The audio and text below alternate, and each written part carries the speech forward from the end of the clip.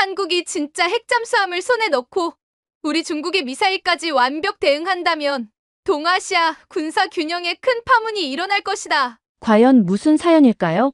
안녕하세요. 저는 탕자 오후이라고 합니다. 베이징에서 태어났고 상하이에서 자라면서 중국인민대학교 국제정치학과를 졸업했습니다.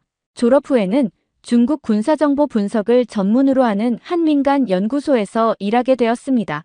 연구소는 상하이에 위치해 있으며 저는 주로 미국과 동아시아의 군사 이슈를 분석해 중국 언론이나 유관, 기관에 보고서를 제출하는 일을 해왔습니다. 그런데 최근 한국과 미국 사이에서 오간 이른바 트럼프 전 미국 대통령의 주한미군 4,500명 철수 가능성 보도와 더불어 한국이 오히려 여유로워 보인다는 국내외 기사를 접하고부터 제 자존심에 불이 붙었습니다. 솔직히 말씀드리자면 저는 애초에 한국이 이렇게까지 강해질 일은 없을 것이라 믿고 있었습니다. 우리가 수십 년 동안 쌓아올린 국력은 중국이 단연 최고라고 생각해왔으니까요. 하지만 며칠 전 중국 내에서도 상당히 권위 있는 한 시사 전문 채널에서 한국 관련 보도를 심층 분석하더군요. 트럼프 전 대통령이 과거부터 한국은 돈이 많으니 우리에게 더 많은 방위비를 내야 한다며 압박했고 실제로 한국이 GDP 대비 2.7%라는 높은 국방비를 쓰고 있다는 점이 부각되자 패널들 사이에서 한국이 생각보다 자주 국방의 길을 잘 닦아놨다는 말이 나왔습니다. 저는 그 소리를 듣고 몹시 기분이 상했습니다. 중국 국내 매체가 한국을 긍정적으로 평가한다니 제 선입견과 배치되었기 때문입니다.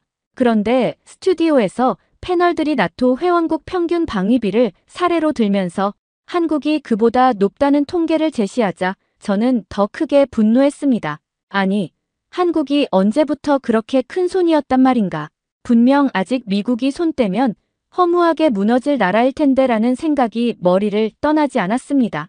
그날 밤 저는 어쩔 수 없이 워싱턴 포스트나 뉴욕 타임스 등 서방 매체 기사를 직접 뒤적였습니다. 실제로 트럼프 행정부 시절 주한미군 일부 철수를 검토했으며 인도태평양 다른 지역 혹은 괌이 등으로 재배치한다는 발상이 거론되었다는 문구가 보였습니다. 북한과의 빅딜까지 언급되었다고 하니 한국 입장에서는 위협적일 수도 있을 법했습니다. 그런데 정작 한국은 별로 동요하지 않았다고 합니다. 오히려 미국과의 다양한 핵심 협상을 하고 있었다며 특히 핵잠수함 도입 가능성을 모색하고 있었다는 문장이 제 눈길을 사로잡았습니다. 저로서는 충격 그 자체였습니다. 한국이 감히 핵잠을 가지겠다고 과연 그럴 만한 실력이 있나? 이 순간 저는 정말 믿기지 않아 중국 군사 전문지에 실린 분석 칼럼까지 일일이 찾아봤습니다. 그 칼럼에서는 한국의 잠수함 건조 능력은 이미 세계적으로 인정을 받고 있고 독일의 기술 협력으로 디젤 잠수함을 성공적으로 운용해왔다. 군사 강국들과 비교해도 만만치 않은 수준이다라는 주장이 담겨 있었습니다. 더 황당했던 건 만약 한국이 핵잠수함을 건조한다면 북한의 SLBM 위협을 상시적으로 견제할 수 있으며 동시에 주변 열강을 견제할 카드까지 쥐게 된다는 사실이었죠. 저는 한국이 정말 그렇게 될 리 없다고 마음속으로 부정하면서도 차츰차츰 자료들을 보니 예전부터 한국이 원자력 잠수함에 대한 갈증이 있었다는 사실을 알게 되었습니다. 문재인 전 대통령 시절 미국 정상회담 직후에도 그런 추측이 돌았고 그게 전부 진지한 빅딜 형태였다는 기사를 보니 한숨이 절로 나왔습니다. 저는 애써 믿고 싶지 않았습니다. 한국이 미국의 힘없이 독자적으로 뭐가 가능하겠어. 게다가 미국은 핵 확산을 극도로 꺼리는 나라다. 분명 허락 안 할 거야. 그러나 여러 기사에서 인용된 미국 보수 싱크탱크의 보고서는 한국의 핵잠수함 보유를 결코 허황된 일로 보지 않았습니다. 그 보고서 요약본 중 하나에는 주한미군을 점차 감축하는 대신 한국에게 더 많은 책임을 부여해 동북아 안보의 균형을 맞출 수 있다라는 문장이 있었고 저는 또다시 씩씩거렸습니다. 말도 안 된다. 한국 따위에 어떻게 그런 막중한 역할을 맡긴단 말인가. 당시엔 불쾌감이 극에 달했지요. 그렇게 국내외 뉴스를 살피던 중 일본의 반응도 눈에 띄었습니다. 일본은 한국이 핵잠을 갖게 되면 그 기술을 빌미로 핵무기까지 개발할 수 있다고 우려하고 있었습니다. 일본 극우 매체는 한국이 결국 일본에 대한 공격 수단까지 갖추려는 것이라는 괴담을 퍼뜨리고 댓글란에는 한국은 북한을 핑계로 군비를 과도하게 확장하고 있다. 언젠가 일본을 겨냥할 것이라며 경계심을 드러냈습니다. 그러나 또 다른 한편에서는 북한 SLBM 정보를 한국이 실시간 파악해 공유해주면 오히려 일본도 덕을 볼 수 있다라는 주장도 있었습니다. 저로서는 솔직히 일본이 무얼 생각하든 관심이 없지만 한국이 이토록 여러 나라에게 영향을 주고 있다는 사실 자체가 화가 났습니다. 저는 속으로 아무리 그래도 주한미군이 철수되면 한국의 방어체계는 순식간에 균열될 거다라고 우겼습니다. 그래서 친구들 앞에서나 온라인 글에서나 한국이 쓸데없이 허세 부리는 것일 뿐 미국이 철수하기만 하면 끝장이다라고 말했습니다. 그러나 놀라운 건 미국 하원과 정치권의 목소리였습니다. 정작 그들은 한국군의 육해공 전력이 상당한 수준이며 미군 없는 한국이라도 방어력은 만만치 않다. 물론 미국의 동맹이 유지되는 한 오히려 미국에도 이득이라고 말했습니다. 특히 미사일 지침을 여러 번 해제해준 것도 한국의 국방력을 확고히 키워서 동아시아에서 중국과 북한의 위협에 대비하려는 의도다라는 설명에 저는 또 화를 사길 수밖에 없었습니다. 한국이 이 정도로 미국의 든든한 조력자로 여겨진다니요. 믿기지 않았습니다.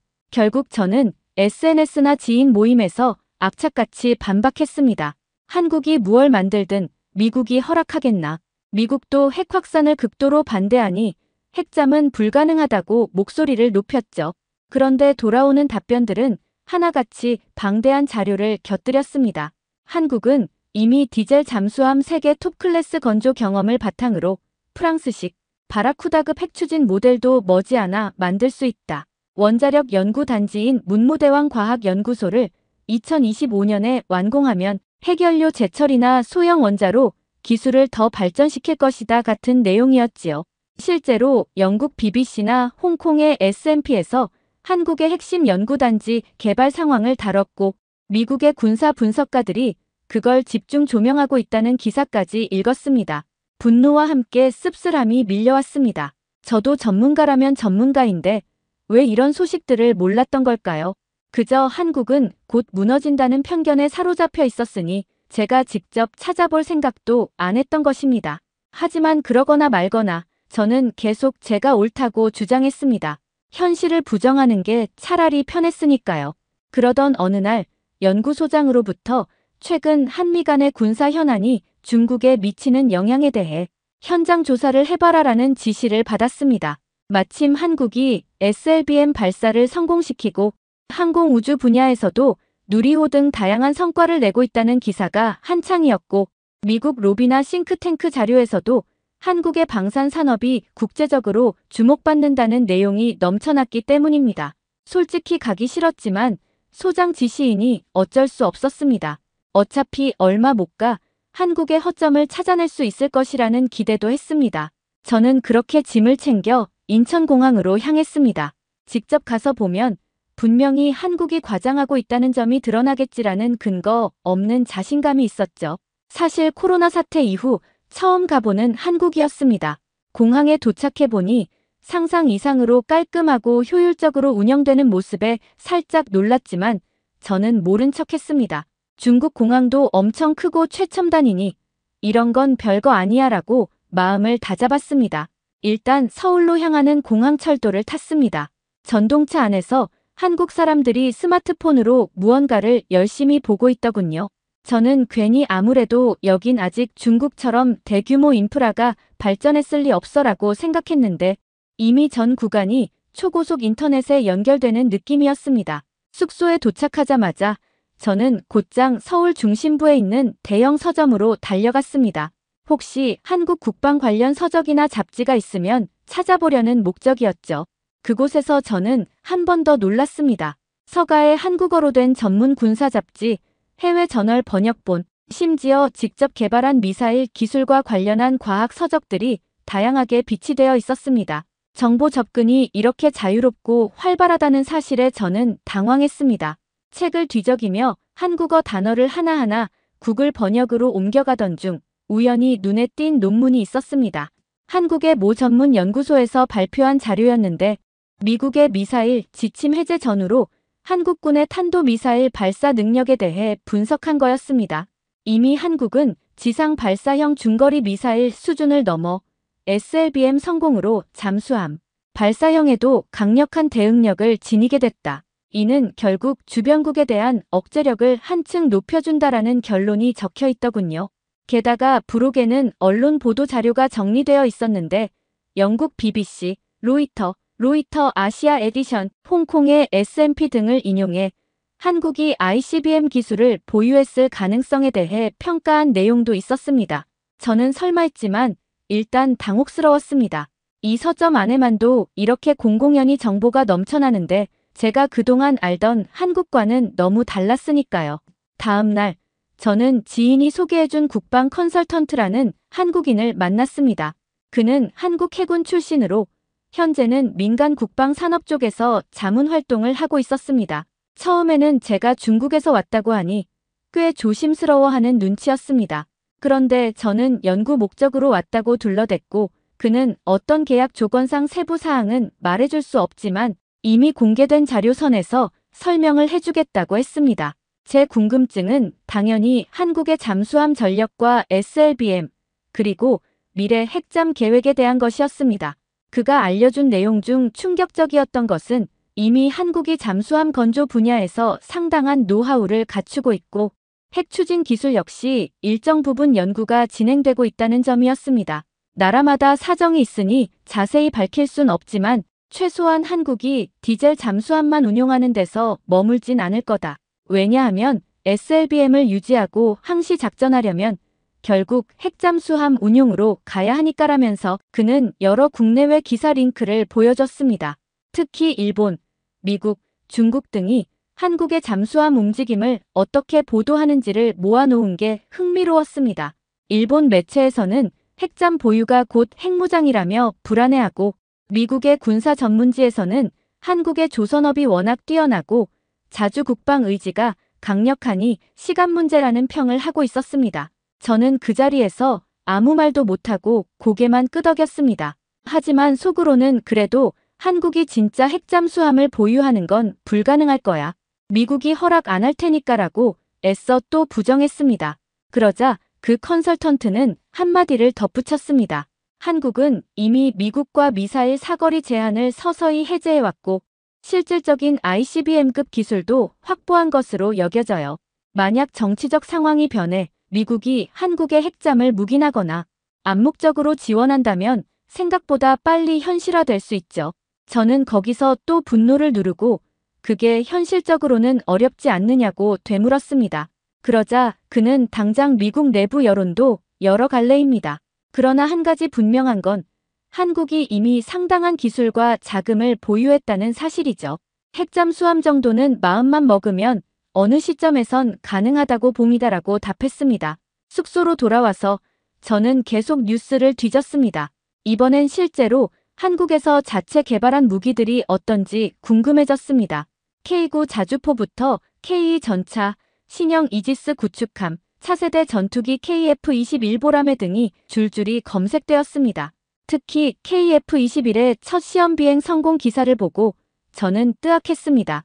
한국이 전투기를 독자 개발한다고 했을 때 다들 웃지 않았나.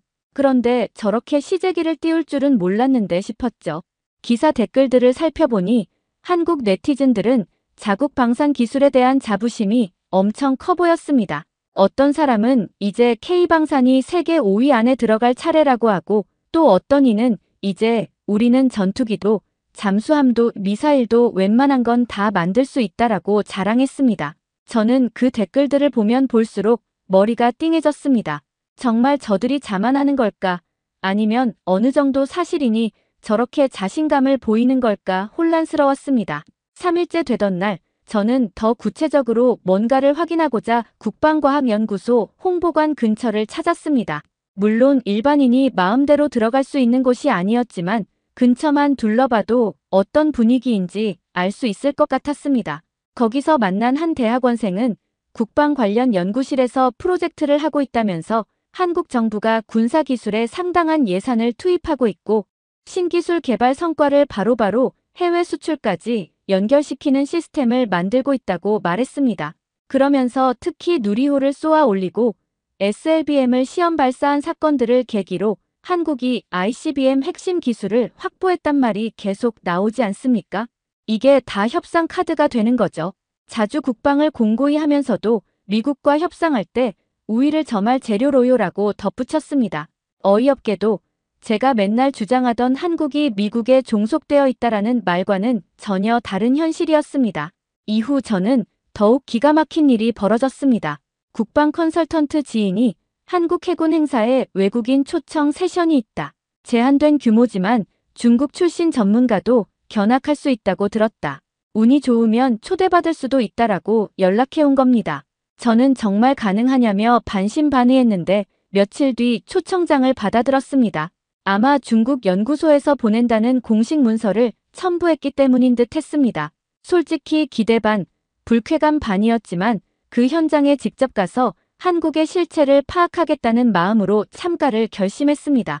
해군 행사 당일 저는 부산으로 내려갔습니다.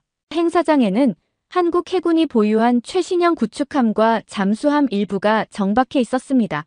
외국 귀빈들이라 소개받은 사람들 가운데 미국인 군사 전문가, 일본의 해군 관계자, 호주 관계자 등이 보였습니다. 저는 약간 소외감을 느꼈지만 동시에 그들과 대화를 해보면서 한국 해군력이 결코 가볍지 않다는 인식을 공유하게 되었습니다.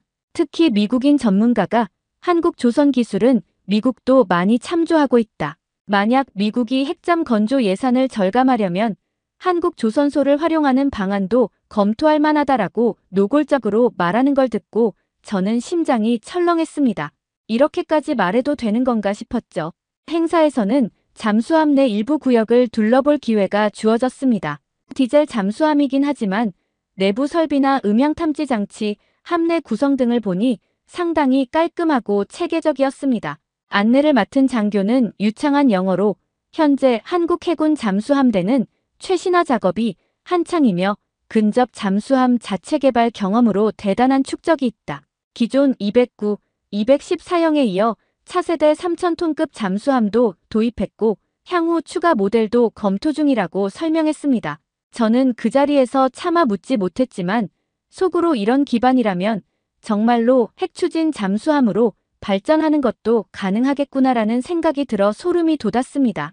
또 한 가지 무서웠던 건 함께 참관하던 호주 관계자가 제게 호주도 AUKUS 협정으로 핵잠 도입을 추진하고 있지만 가격이 어마어마하고 시기도 늦춰질 우려가 많다. 차라리 한국이 먼저 핵잠을 가시화하면 우리도 아시아 태평양 지역에서 협력 가능성이 생길 수 있지 않을까 하고 말한 겁니다.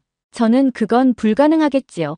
미국이 한국에 그렇게 마음대로 기술을 줄 리 없잖아요 라고 대답했지만 그 호주 관계자는 한미 관계가 워낙 특별하고 한국은 이미 미사일 분야에서 미국으로부터 많은 제한을 해제받았으니 완전히 불가능한 시나리오는 아닐 거다라고 대꾸했습니다. 머리가 더욱 복잡해졌습니다.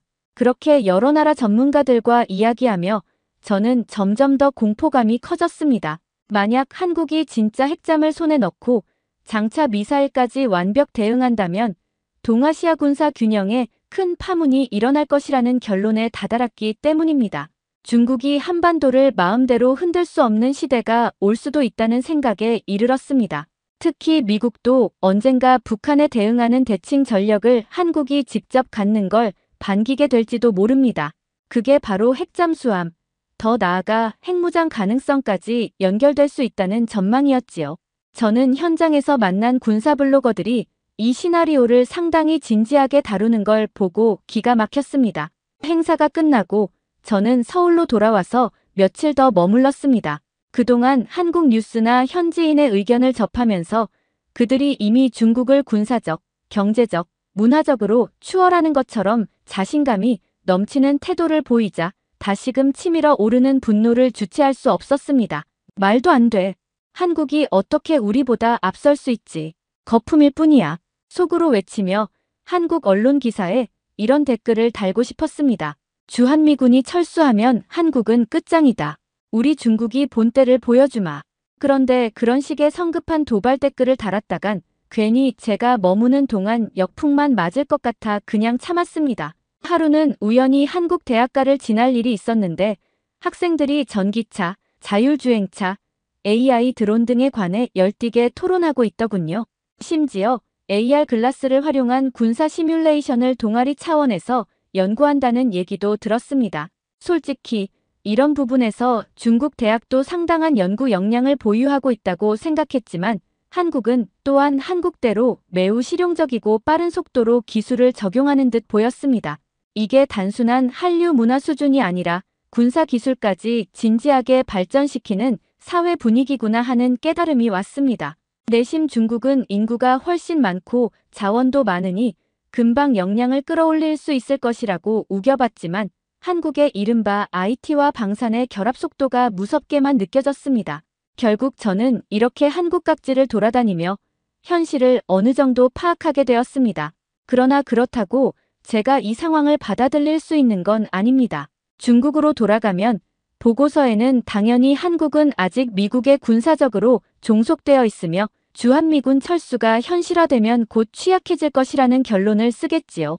그래야 제 입장도 유지하고 연구소장과 윗선에서도 제가 충성하고 있음을 인정할 테니까요. 실제로 보고서를 완성하는 과정에서 저는 한국에서 직접 본 발전상에 대해서는 최대한 축소 기술했습니다. 미국이 핵잠수함 기술을 넘겨줄 가능성은 낮다는 문장을 주목도를 높여두었고 한국이 이러니저러니 해도 경제 압박 앞에서는 결국 굴복할 수밖에 없을 것이라 결론지었습니다. 제 자존심이 그렇게라도 하지 않으면 견딜 수가 없었습니다. 중국으로 돌아오는 비행기 안에서 저는 한숨만 내쉬었습니다. 제 머릿속에는 한국에서 보고 겪은 것들이 계속 어른거렸습니다. 서울의 복잡한 도심, 부산의 거대한 해군 행사, 젊은 연구자들이 전투기나 미사일 기술을 논하던 활기찬 모습. 제가 타고 있는 이 항공기가 뒤로 멀어지며 바라본 한국의 도시 야경에는 수많은 빌딩 숲과 밝은 불빛이 가득했습니다. 아무리 봐도 여기 꽤 발전된 나라잖아. 거기에다 국방까지 강화하고 있으니 저들이 계속 이렇게 가면 정말 만만치 않게 될 거야라는 두려움이 왔습니다. 그러나 저는 끝내 고개를 돌리고 창문을 닫아버렸습니다. 절대 제가 그 사실을 인정할 수는 없었기 때문입니다. 돌아오자마자 연구소장에게 보고서를 제출했습니다. 표면적으로는 주한미군 철수가 논의되더라도 한국은 미국에 강하게 매달릴 것이고 결국 핵잠을 보유하기 어려울 것이다라는 결론을 달았죠. 물론 소장은 제가 한국에서 보낸 사진들과 일부 자료들을 보고 왜 이렇게 한국의 무기가 체계적으로 개발된 것처럼 보이느냐고 물었습니다. 저는 한국 정부가 홍보를 잘해 과장한 것이고 다른 나라 전문가들도 무조건 믿을 건 아니다라고 둘러댔습니다. 소장도 굳이 심층 검증에 나서지는 않았습니다. 아마 저희 윗선에서도 한국이 진짜 강력해지는 것에 대해 인정하고 싶지 않은 분위기가 강하기 때문이겠지요. 하지만 제가 한국에 머무는 동안 마주쳤던 전 세계 전문가들과 기사, 논문들은 중국 입장에서 결코 반갑지 않은 방향으로 상황이 흐르고 있음을 계속 전하고 있었습니다. 한국이 이른 시일 내에 핵잠수함을 운영하게 될지도 모른다는 전망, 혹은 더 나아가 핵무장 잠재력까지 갖출 수 있다는 분석이 나날이 구체화되는 중이니까요. 감사합니다. 두 번째 사연 바로 시작하겠습니다. 안녕하세요. 제 이름은 딩샤오입니다. 저는 중국 광둥성의 한 중형 도시에서 태어나 어려서부터 중국이 세상의 중심이며 모든 문명과 사상의 원천이라는 교육을 받으며 자랐습니다. 특히 저희 가문은 모택동 사상에 심취해 있었고 저 역시 그 숭고하고도 강력한 혁명 정신이 인류가 나아갈 최고의 길이라고 굳게 믿어왔습니다. 부모님께서는 우리가 누리는 사회주의 체제야말로 전 인류가 본받아야 할 최선의 선택이라 강조하곤 했습니다. 저는 그 말을 곧이곧대로 받아들였습니다. 특히 모택동 주인은 인민대중을 중심에 두고 제국주의와 봉건주의를 타파하는 역사적 쾌거를 이룩한 위대한 사고방식이라는 설명을 들을 때마다 가슴이 뛰곤 했습니다. 그러다가 어느 날부터 주변에서 한국이라는 나라가 민주주의를 선택해 빠르게 발전했다는 이야기를 들을 때면 기분이 매우 언짢아졌습니다. 왜냐하면 저희 집안과 지역사회에서는 한국이라는 곳이 본래 중국의 변방에 불과했고 중국의 가르침을 충실히 따르지 않았으면 생존조차 어려웠을 것이라고 배웠기 때문입니다. 그런데 정작 한국은 2차 대전 이후 자본주의와 민주주의를 선택했다고 합니다. 심지어 냉전 시대를 거치면서도 나름의 경제 발전을 이루었고 요즘은 케이팝이나 드라마 같은 대중문화를 무기로 전 세계에 영향력을 펼쳐 보인다는 소문이 끊이지 않습니다. 저는 이런 현상을 마뜩잖게 여기며 한국이 민주주의를 선택한 것은 큰 실수라고 생각했습니다. 왜냐하면 자본주의와 민주주의란 인민을 혼란스럽게 만들고 사회적으로 무질서를 초래하며 결국 서방의 제국주의적 이익만 챙겨주는 제도라고 믿었기 때문이죠. 부모님께서도 늘 한국이 그렇게 서방의 빌부터 뛰어다녀봤자 결국 제대로 된 정신을 못 갖춘 상태로 세계 시장에서 이리저리 흔들릴 뿐이야. 애초에 모택동 사상으로 뼈대를 잡았으면 훨씬 품위 있고 질서 있는 나라가 되었을 텐데 자유민주주의니 뭐니 하는 건 전부 혼란의 근원이잖아 라고 말씀하곤 했습니다. 저도 그에 동의했습니다. 그래서 한국이라는 나라가 민주주의와 자유를 앞세워 세계 무대에서 날뛰는 모습을 보면 저로서는 참으로 버릇없고 질서가 없는 행태라고 여겼습니다. 물론 한국이 경제 성장을 이루고 문화적으로 해외에서 긍정적 평가를 받는다는 뉴스를 들으면 어딘가 억울한 마음도 들었습니다. 왜 세계는 모택동 사상의 진면목은 보지 못하고 한국의 민주주의와 자본주의 시스템에나 환호하는가 하는 의구심이 강하게 일어났기 때문입니다. 그래서 저는 결심했습니다. 직접 서방 세계로 가보자. 영국 런던과 같은 핵심 무대에서 우리가 지닌 혁명적 가치와 사상의 위대함을 알리고 한국이 자유민주주의를 택한 게 얼마나 어리석은 선택이었는지 물리적으로 증명해보자 하고 말이죠. 부모님께서는 처음엔 만류하셨습니다. 이미 중국이 세계 최고의 체제와 사상을 가지고 있는데 굳이 자본주의 국가에 가서 힘들 일 있느냐. 거기서 편협한 서방 언론과 한국 문화 홍보만 잔뜩 볼 텐데 라고 하셨죠.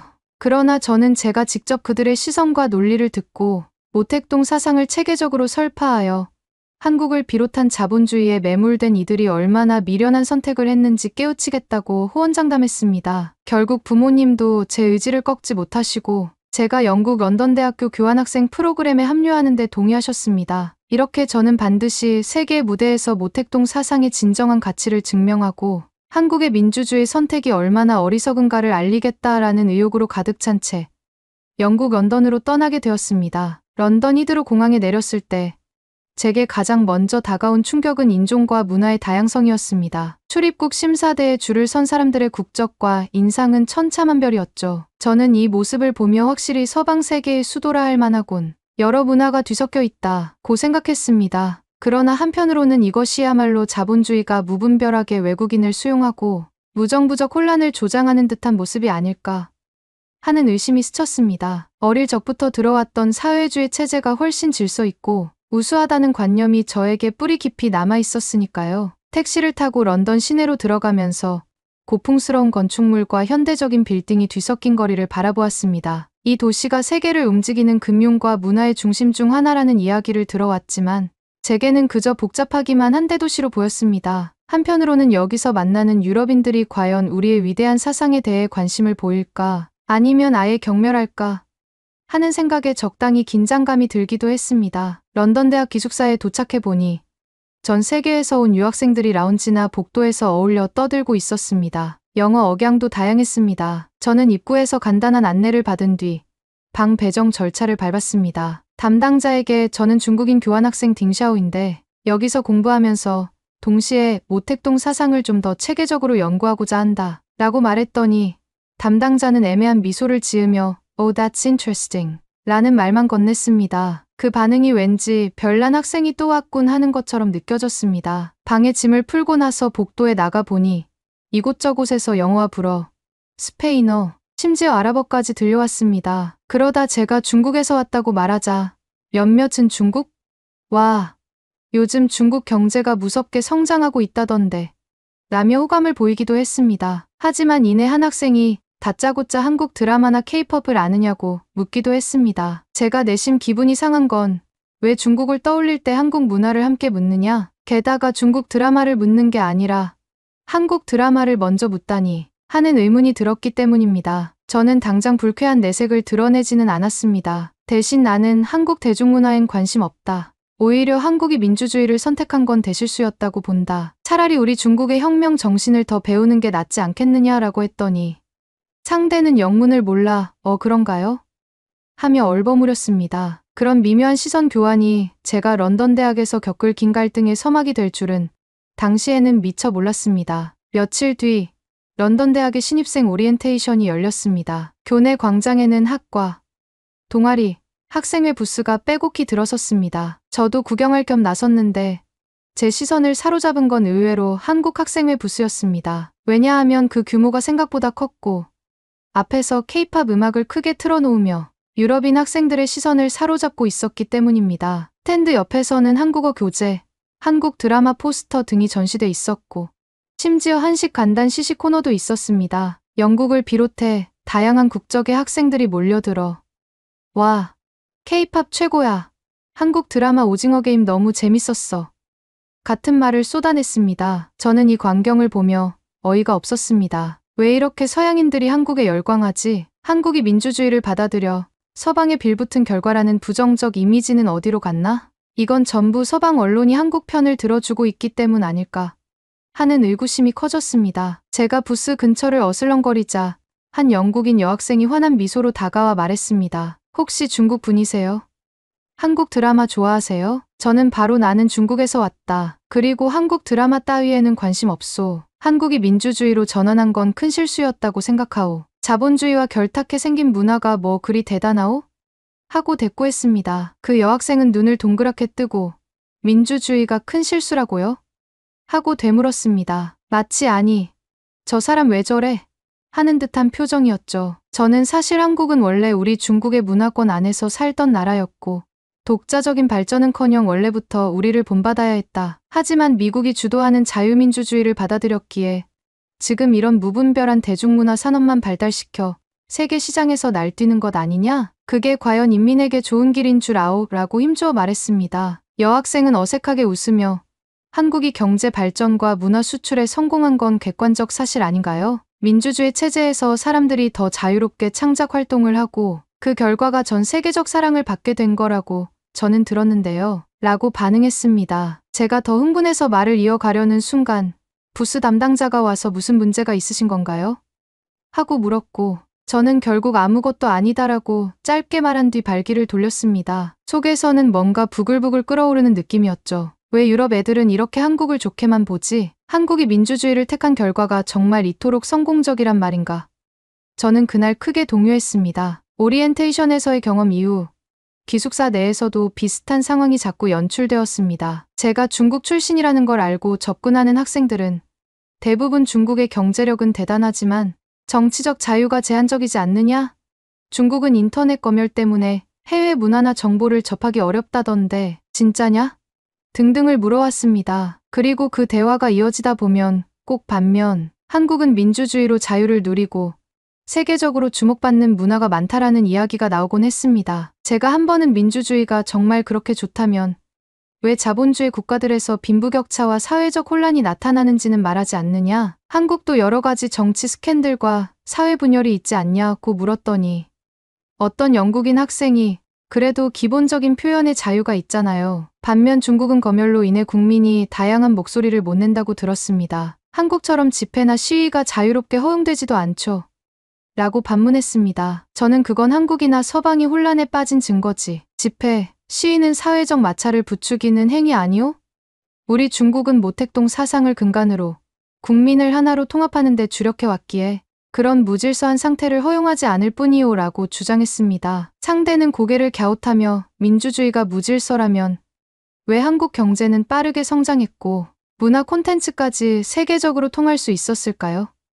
역으로 중국은 인터넷과 문화 검열 때문에 케이팝이나 다른 해외 문화가 자유롭게 진입하지 못한다던데요. 라고 하더군요. 그 이야기를 들을 때마다 저는 한국의 민주주의를 깎아내리려 애썼지만 막상 유럽인들이 제시하는 한국이 누리는 표현의 자유와 창작 환경, 그리고 국제적 인지도는 무시하기 힘든 수준으로 보였습니다. 어떤 이는 아예 노골적으로 한국이야말로 민주주의로 전환해서 더 많은 인재가 혁신적으로 활동할 수 있었고 덕분에 엔터테인먼트와 기술 분야에서 세계적 위상을 얻었다고 말하더군요. 저로서는 불편하고 억울한 감정이 계속 쌓여만 갔습니다. 정식 강의가 시작되었고 제가 주로 듣게 된 과목은 정치학, 동아시아 현대사, 그리고 국제관계 관련이었습니다. 당연히 중국 현대사도 일정 부분 다루었지만 모택동 시기를 보는 서양학계의 시선은 제가 기대했던 칭송과는 거리가 멀었습니다. 오히려 문화대혁명 시기의 혼란, 대약진 운동의 실패, 수많은 인권 침해 등의 사례가 집중 조명되었습니다. 어느 강의에서 교수는 이렇게 말했습니다. 한국은 20세기 중후반 군사독재 시절을 극복하고 결국 민주주의를 확립함으로써 1980에서 90년대를 거치며 경제문화적 도약을 이뤘습니다. 반면 중국은 모택동 사상의 극단적 적용으로 문화대혁명 같은 대내외 혼란을 겪고 이후 개혁개방 시기를 통해 자본주의적 요소를 일부 받아들이면서 경제 발전을 이룩했습니다. 그럼에도 정치적 자유와 인권 면에서는 여전히 큰 격차가 존재한다. 이 말을 듣자 저는 즉시 손을 들었습니다. 교수님, 한국이 민주주의로 전환했다고 해서 그것이 완벽하게 옳은 결정이었을까요? 거기서도 빈부격차, 재벌 문제, 정치 부패 등 수많은 문제가 있고 민주주의는 때때로 국론 분열을 낳지 않습니까? 모택동 사상은 그러한 분열을 미연에 방지하고 인민을 하나로 묶는 역할을 했습니다. 교수는 고개를 끄덕이며 한국도 여러 문제를 안고 있는 건 사실이죠. 그러나 그들은 헌법에 의해 보장된 자유로운 선거와 비판, 언론 표현의 자유 등을 통해 개선 가능성을 열어두고 있습니다. 중국은 어떨까요? 문화대혁명 당시 수많은 지식인과 반대파가 탄압을 받았다는 역사적 사례가 있지 않습니까? 라고 물었습니다. 저는 그건 혁명 초기의 불가피한 부작용이었으며 서방 민주주의식 문제로 말하면 한국도 분열과 갈등이 심각했다고 힘주어 말했지만 교수는 그러나 결론적으로 한국은 독재를 극복하고 민주주의 시스템을 굳건히 세워 글로벌 무대에서 상당한 성취를 거두었죠. 라며 한국의 경험이 성공 사례로 언급되는 걸 부정하지 않았습니다. 제 입장에서는 왜 중국은 모택동 사상의 가치를 높이 평가받지 못하고 한국의 민주주의 전환이 성공으로만 여겨지는지 이해할 수 없었고 굉장히 열패감이 생겼습니다. 수업이 끝날 즈음 교실 구석에서 한국인 교환학생으로 보이는 학생이 그러니까 우리나라는 중국과 달리 자유민주주의를 택해서 더 발전한 거야 하고 혼잣말을 하는 걸 듣고 저는 엄청난 분노를 느꼈습니다. 런던 대학 곳곳에서는 문화교류 세션이 정기적으로 열렸는데 어느 날 한국 문화 워크숍이 크게 열린다는 공지가 떴습니다. K-팝 댄스, 한국어 기초 강의, 한식 요리 시연 등이 복합적으로 진행된다고 했죠. 저는 도대체 뭐가 그렇게 특별하길래 저 난리인가 하는 의구심에 현장에 가봤습니다. 가보니 영국인 및 유럽 학생들이 무척 신나게 참여하고 있었습니다. 김치와 불고기를 시식하며 즐거워하고 어떤 이들은 한복이라는 전통 의상을 입고 기념사진을 찍고 있었죠. 또 무대에서는 K-팝 댄스 커버팀이 화려한 퍼포먼스를 선보이자 관객들이 환호를 보냈습니다. 무대를 진행하던 영국인 사회자가 한국은 짧은 기간에 민주주의를 이뤄냈고 전쟁의 폐허에서 이렇게 놀라운 경제 발전과 문화 수출에 성공했다며 이것이 바로 동아시아 민주주의 모델의 대표적 사례라고 강조했습니다. 이를 듣는 순간 저는 더는 참을 수가 없었습니다. 왜 한국이 이렇게 민주주의를 자랑스럽게 여기며 국제적 인기까지 누리는지 정말 납득이 되지 않았습니다. 그래서 제가 질문 코너에 올라가 마이크를 잡고 외쳤습니다. 한국이라는 나라가 민주주의를 선택한 게 정말 올바른 결정이었을까요? 제가 알기로는 그로 인해 정치 불안과 잦은 대통령 교체, 거리 시위, 재벌 구조 문제 등 복잡한 문제가 많지 않습니까? 그리고 지금 이렇게 버릇없이 세계 시장에서 날뛰며 문화로 이목을 끄는 모습은 오히려 서방 자본주의에 종속된 결과일 뿐이요. 이 발언에 행사장 곳곳에서 웅성웅성 소리가 터져 나왔습니다. 사회자는 당황한 기색으로 손님께서는 한국 민주주의에 대해 부정적이신 건가요? 하고 물었지요. 저는 계속 목소리를 높였습니다. 그렇소. 한국이 민주주의니 자유니를 내세워 번영한 것처럼 보이지만 그건 실제로는 서방 세계가 한국을 지렛대로 이용해 동아시아에서 영향력을 키우는 과정에서 생긴 허상일 뿐이오. 애초에 한국은 우리 중국의 지도를 받았으면 훨씬 질서 있고 모범적인 사회주의 체제로 성장할 수 있었소. 그때 관객석에서 한 한국인 유학생으로 보이는 여성이 손을 들고 나서 말했습니다. 그건 너무 일방적인 의견 아닌가요? 한국은 독재 시절도 있었지만 스스로 민주화를 쟁취했고 그 과정에서 정치적 자유를 얻었습니다. 지금 이렇게 세계 무대에서 다양하게 문화 콘텐츠를 만들고 수출하는 건 그만큼 활력이 있다는 뜻 아닌가요? 저는 심하게 발끈해 그 활력이라는 게 결국 자본에 매달린 문화산업이라는 뜻이오라고 소리쳤습니다. 그리고 한국이 민주주의를 택한 이후 무슨 대단한 사상이나 이념을 만들어냈느냐. 결국 전통을 제대로 유지하지 못한 채 서방식 제도를 어정쩡하게 본떠 글로벌 시장에 편승한 것 아니오? 라고 매섭게 물었습니다. 주변 사람들은 저를 이상한 눈으로 보았습니다. 심지어 어떤 유럽인 학생은 중국의 입장에서는 한국이 이런 식으로 자본주의적 발전을 한 게 배신감처럼 느껴지는 건가? 하고 말했고, 어떤 이는 하지만 한국인들은 이미 민주주의를 통해 자기들만의 길을 가고 있는 걸로 보이는데 저 중국인 딩샤오는 왜 저렇게 분개하는 거지? 라며 이해 못하겠다는 표정을 지었습니다. 결국 행사 스태프가 저를 진정시키며 여긴 한국 문화를 즐기고 싶어 모인 사람들입니다. 너무 과격한 비난이나 정치적 언쟁은 다른 자리에서 해주시면 좋겠네요. 라고 말했습니다. 저는 굴욕감을 느꼈지만 더 버틸 수가 없었습니다. 도대체 왜 영국인들이 한국 민주주의를 이렇게 칭찬하고 자본주의적 문화 수출을 용인하는 걸까?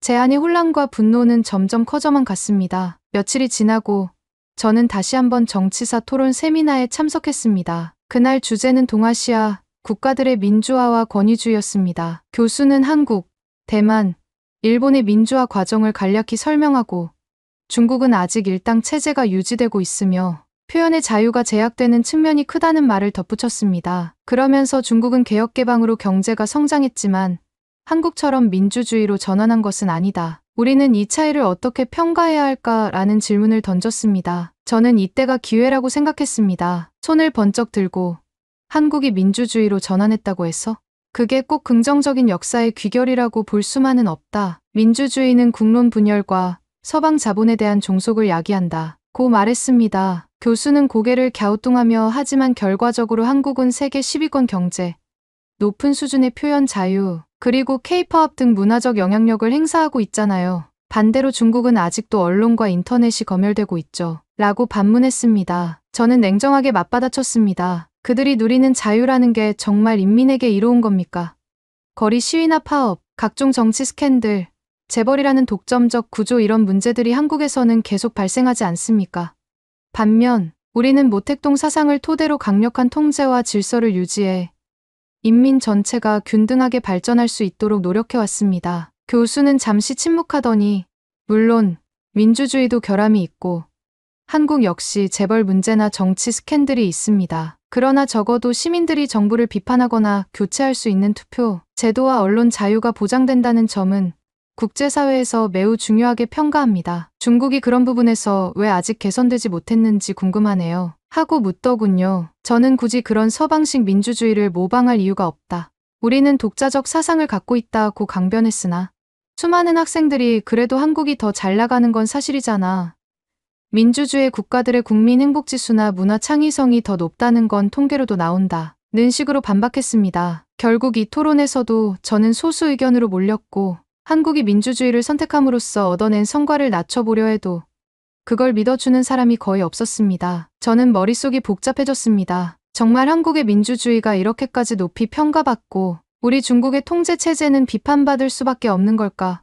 라는 의문이 점점 커졌습니다. 하지만 동시에 아니야. 우리가 아직 충분히 알리지 못했을 뿐이야. 모택동 사상의 진면목을 서방이 잘 모를 뿐이야. 그리고 한국이 대단한 것처럼 보여도 그건 거품일 가능성이 커. 하고 스스로 다짐했습니다. 시간이 흐르자 런던 대학 내에서 중국어학과 폐지 혹은 축소 이야기가 공공연히 떠돌기 시작했습니다. 반면 한국어학과는 점점 수요가 늘어나서 규모가 커진다는 소문도 들렸습니다. 제가 지도교수를 찾아가서 항의했습니다. 중국이 세계에서 경제와 외교적으로 큰 영향력을 행사하는데 왜 학과를 축소하려 합니까?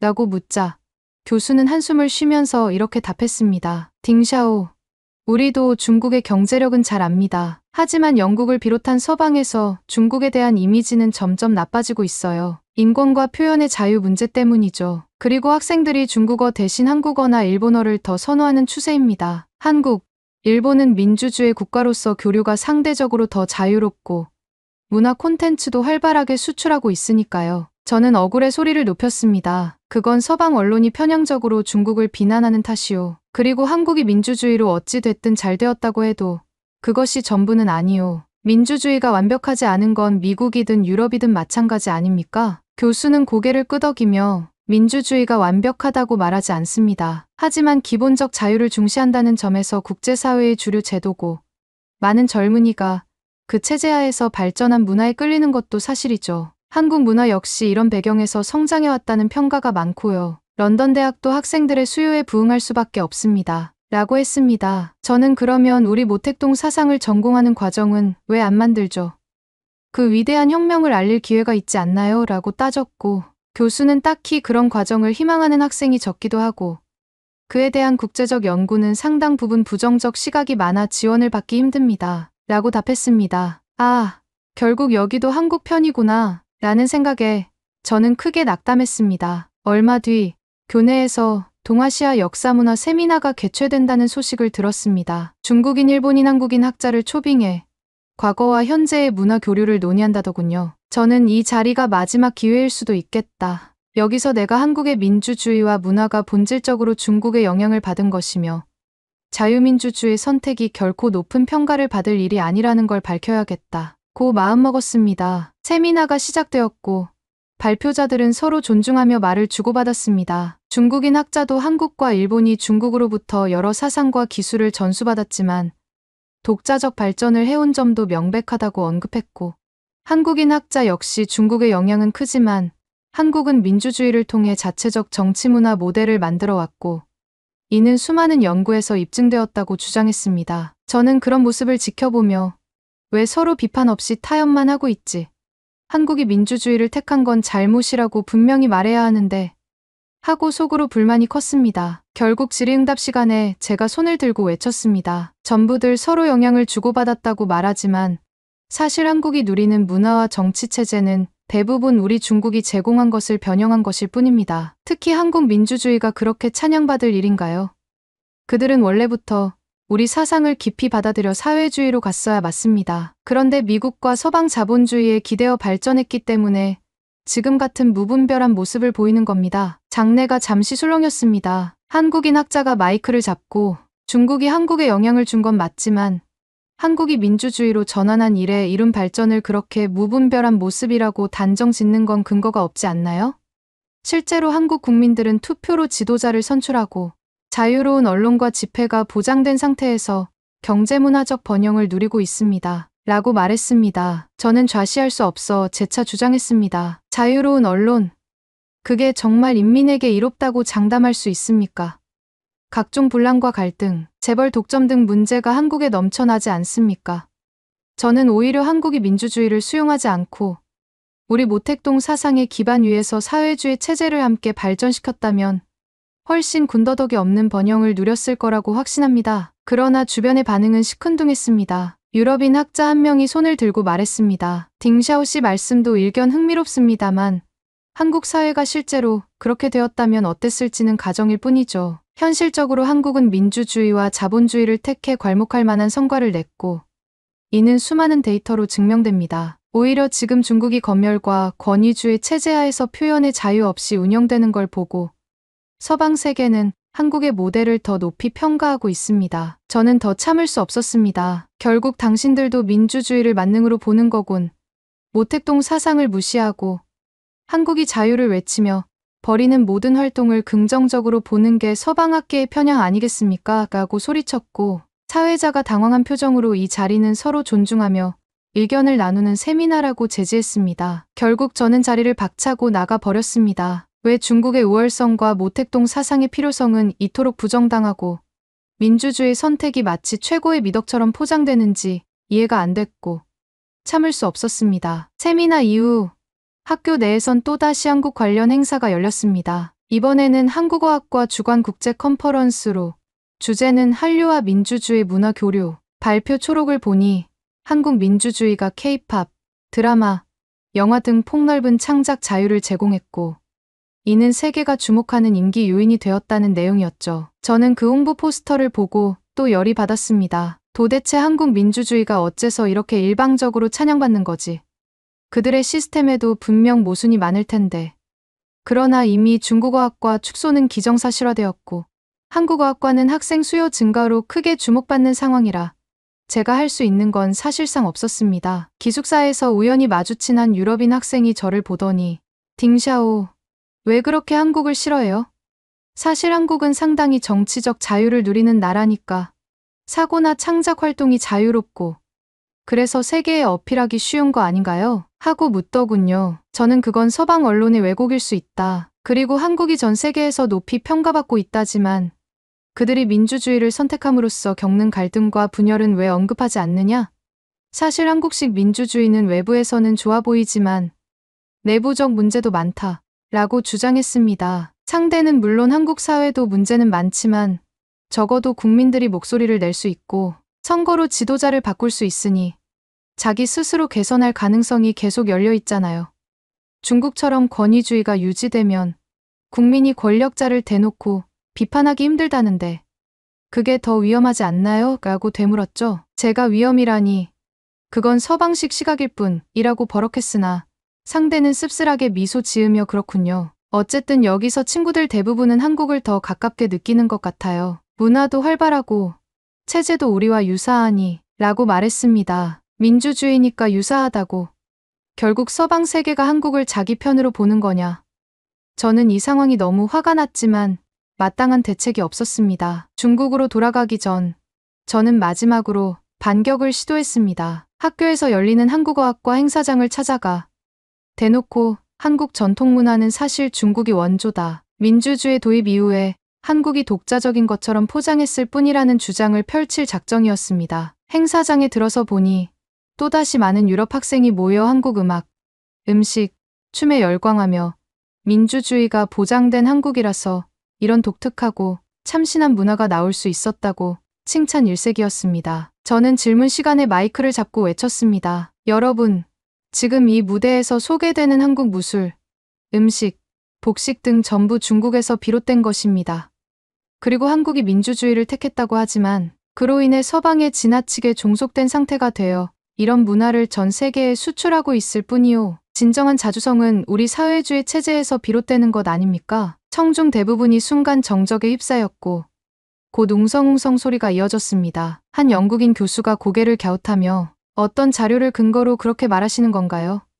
그리고 민주주의를 택했기에 글로벌 시장에서 다양성을 인정받고 해외 시장에서도 경쟁력을 가지게 된 거라 보는 이들도 많습니다. 라고 물었습니다. 저는 당당히 인쇄물을 꺼내 흔들었습니다. 제가 중국어 사이트에서 구한 글을 번역기 돌려 영어로 옮긴 자료였죠. 거기엔 한국 복장은 한나라 의복을 조금 변형한 것, 한국 무술은 소림권법의 파생, 한국이 민주주의를 택한 건 미국의 압력 때문 같은 내용이 적혀 있었습니다. 하지만 이 자료에는 구체적 출처나 학술 검증 흔적이 전혀 없었습니다. 게다가 제가 제시한 것 중에는 극단적인 민간 블로그 주장들도 섞여 있어 진지하게 받아들이기 어려운 부분이 많았죠. 결국 행사장 주최 측 교수가 차분히 말했습니다. 딩샤오 씨, 그런 정보는 공식 학술지나 연구 보고서와는 거리가 있어 보이네요. 문화 교류는 오랫동안 복합적으로 일어나기 마련이고 한국이 민주주의를 채택한 배경도 한국 내부의 정치사회 운동의 결과입니다. 무조건 미국 압력으로라고 단정할 수 없지요. 주변 학생들도 하나둘씩 제게 질문했습니다. 이 원문 출처가 어디인가요?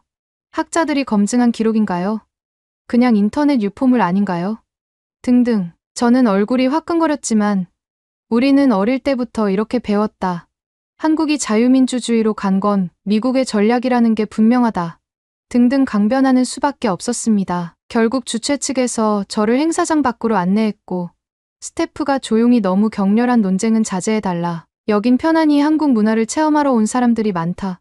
라고 말했습니다. 저는 또 쫓겨났구나 하는 굴욕감에 휩싸였고 주위를 지나가는 학생들은 제 얼굴을 힐끔거리며 수군거렸습니다. 이미 저는 편협한 중국인, 무조건 한국을 깎아내리는 사람으로 낙인 찍힌 상태였죠. 그 후로 더는 방법이 없었습니다. 중국어학과가 폐지된다는 공식 발표가 떴고 이미 한국어학과는 규모 확장을 선언하며 장학금 제도도 강화한다는 소식이 대학 홈페이지에 올랐습니다. 영국 현지 신문에서도 런던 대학 한국어와 K-컬처 관련 학과에 집중이라는 기사가 나오고 중국 관련 전공은 관심 저조로 축소라는 내용이 보도되었습니다. 이쯤 되니 저도 더 이상은 런던에 있을 이유가 없게 되었습니다. 모택동 사상을 전파하겠다는 저의 원대한 목표는 완전히 무너졌고 오히려 영국 학생들과 교수들에게 한국 민주주의가 더 정당한 체제라는 평가가 굳건히 자리 잡혀 있었기 때문입니다. 게다가 제가 아무리 한국이 민주주의를 택한 건 실수다. 소란스럽고 서방에 종속된 체제일 뿐이다 라고 외쳐봐야 그들은 구체적 지표와 사례를 들어 한국 민주주의 시스템이 자유개방적 분위기를 만들어 창의적 문화가 꽃피고 글로벌 매력이 생겼다고 맞받아쳤습니다. 저는 제대로 반박할 방법이 없었고 학문적 자료도 빈약했습니다. 결국 부모님께 런던에서 더 지내봐야 성과가 없을 것 같다. 중국으로 돌아가겠다고 말했고 부모님도 귀국하라. 괜히 고생했구나 하고 탄식하셨습니다. 저 역시 영국에 더 머물 자신이 없었습니다. 이미 여론은 한국에 우호적이었고 중국에 대해선 비판적이었고 학과도 사라지니 발붙일 데가 없었죠. 짐을 싸던 마지막 날 기숙사 복도에서 마주친 학생 몇 명이 제게 잘 돌아가라. 그래도 언젠가 넓은 시야를 갖추게 되길 바란다. 며 작별 인사를 건넸습니다. 저는 그들이 말하는 넓은 시야라는 것이 사실상 민주주의를 인정하고 한국의 성취를 받아들이라는 뜻임을 알아차리고 씁쓸할 뿐이었습니다. 한편으로는 제가 억울했습니다. 민주주의가 과연 그렇게나 옳은가? 한국이 그래서 흥하고 있다지만 언젠간 그 부작용이 터져 나올 텐데 하고 말이죠. 공항으로 가는 택시 안에서 저는 창밖 풍경을 멍하니 바라보았습니다. 런던의 고층 빌딩 사이로 빅벤이 보이고 수많은 차량이 오가는 모습이 자본주의 한복판을 상징하는 듯 보였습니다. 이번 유학을 통해 저는 모택동 사상을 전 세계에 떳떳이 전하겠다. 민주주의를 선택한 한국이 얼마나 큰 실수를 했는지 증명해 주겠다라는 포부를 가졌지만 현실은 정반대였습니다. 영국에서 만난 대부분의 사람은 한국이 민주주의로 이룬 발전과 자유로운 문화 창작을 높게 평가했고 중국의 권위주의 통치와 검열, 인권 문제 등을 지적하며 모택동 사상은 이미 역사적으로 큰 오점을 남겼다고 보는 시각이 많았으며 제가 내세운 근거들은 대체로 중국 내부에서만 통하는 편향된 자료라는 비판을 받았습니다. 이 모든 과정을 겪으며 저는 깊은 패배감에 빠졌습니다. 게다가 한국에 대한 시샘이나 민주주의에 대한 반감이 오히려 커졌죠. 한국이 그리 대단한 나라는 아닌데 왜 이렇게 세계가 떠받들지 하는 생각이 저를 괴롭혔습니다. 하지만 이미 객관적 지표와 서방 사회의 인식을 보면 한국은 경제, 문화, 정치적 자유를 고루 인정받고 중국은 강력한 통제와 폐쇄적 태도로 비판받는 현실을 부정하기도 힘들었습니다. 마음 한편에서는 혹시 내가 배워온 것들이 너무 일방적이었던 건 아닐까?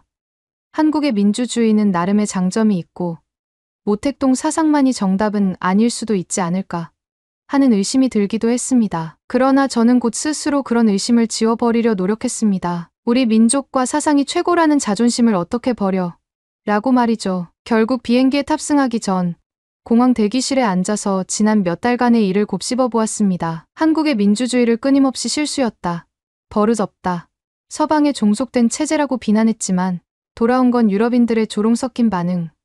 구체적 통계와 연구자료를 통한 반박. 한국은 독재를 극복하고 자유민주주의를 얻었기에 창작의 자유, 표현의 자유가 보장되고 그 결과 K-pop, 드라마, 영화 등이 폭발적으로 성장했다는 사실을 대거 제시당하며 논파당했습니다. 반대로 중국은 왜 인터넷도 자유롭게 못 쓰고 모택동 사상의 폐단을 비판 없이 숭배하는지에 대해 저는 만족스러운 답을 주지 못했습니다. 게다가 결정적으로 런던 대학에서 중국어학과가 사라지는 것은 중국의 국제 이미지의 하락을 상징하는 사건으로 저를 낙담하게 했습니다. 설마 여기서 이 정도 대우라니. 저는 이 모든 걸 서방과 한국이 야합해 중국을 억누르고 있다고 생각하며 분노하려 했지만 정확한 증거도 없고 스스로도 그저 분풀이라는 걸 어렴풋이 인지하고 있었습니다. 결국 저는 고개를 숙인 채 중국이 민주주의를 도입하지 않아도 언젠가 더 강력해져 이 모든 여론을 뒤집을 수 있다는 막연한 희망만 붙들고 귀국합니다. 언젠가 우리나라가 세계를 제패하면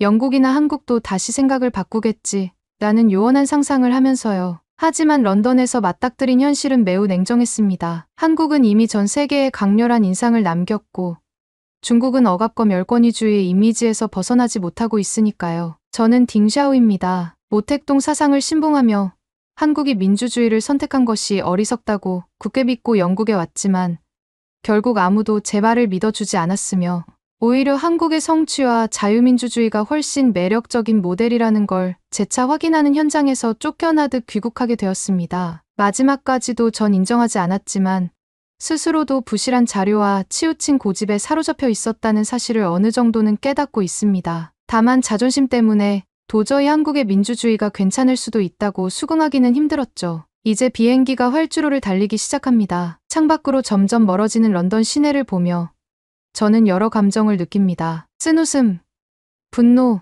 허탈감, 그리고 조금의 후회가 뒤섞여 있습니다. 차라리 내가 여기 오지 않았다면 중국 안에서 우리 체제가 최고라고 믿으며 살 수 있었을 텐데. 하지만 이미 돌이킬 수 없습니다. 저는 끝끝내 한국 민주주의를 실수라고 매도했지만 런던에서 보여준 세계의 반응은 너무나도 한국을 정상적이고 긍정적인 민주주의 국가로 칭찬한다는 사실이었습니다. 그럼에도 저는 포기하지 않습니다. 언젠가 중국이 더 강해지고 모택동 사상이 재평가되어 서방 세계조차 역시 중국이 옳았다고 고개 숙이는 날이 오기를 바라고 있습니다. 그때가 되어야 한국도 더 이상 민주주의를 자랑하지 못할 거라고 저는 스스로 위안합니다. 물론 그렇게 될지 어떨지는 알 수 없지만 제 고집스러운 신념만이 이 지독한 패배감을 견디게 해주니까요. 감사합니다.